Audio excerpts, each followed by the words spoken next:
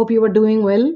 So today I am going to share about wind energy resources in Bangladesh, though it is being re-recorded.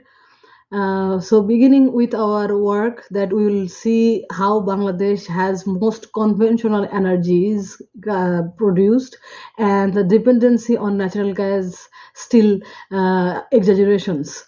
So if we look into the massive populations having energy demands and as well as a steady growth require energy supplies, therefore we look into assessing wind speed and how it could be feasible for harvesting. So if we keeping in our mind the objectives, if we look into the current energy projections for energy uses in Bangladesh from residential, industrial, or even other energy dependable technologies and companies, so the energy growth has kind of demand has kind of an exponential growth. Equally, the growth remains increasing in the future if we look into the projections.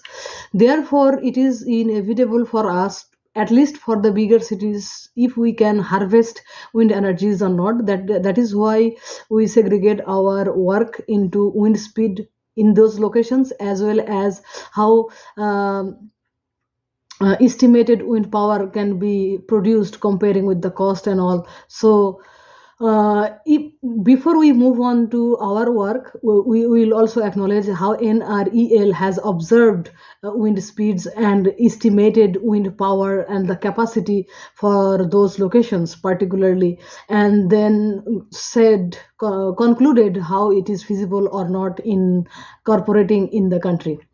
So we deeply still see how wind speeds kind of has general trends of having, let's say, 4 to 5 meter per sec speed. But if we look into the variations of it, there are always a gentle wind. Looking into the anomaly, we can cash in for our energy productions.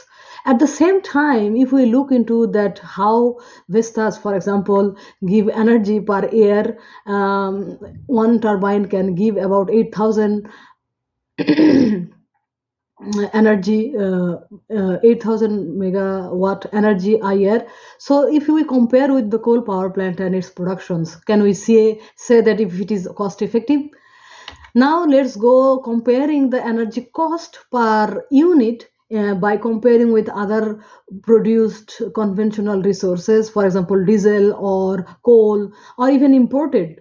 And then we compare how cost has been, shifting in the country and has inflation and so on. So that by comparing that energy market and energy productions, we could come up with idea that maybe we could install some wind turbines and support our wind energy generations. That is why if we look into the current roads that has been constructed in the country, connected through roadways, as well as if we look into the national grid lines, the energy grid lines has been nationwide expanded, so that to keep having the national grid lines on, we should think about how a certain time energy can be coming from the renewables. That is why conclusions do not need to be read again, that how 6,000 to 8,000 megawatts still can be harvested if we had a Vestas 2 megawatt of capacity wind turbine. By looking at the current locations with the transport system and advanced national grid systems, smart meters and all, we could hope for renewable energy harvesting from the wind.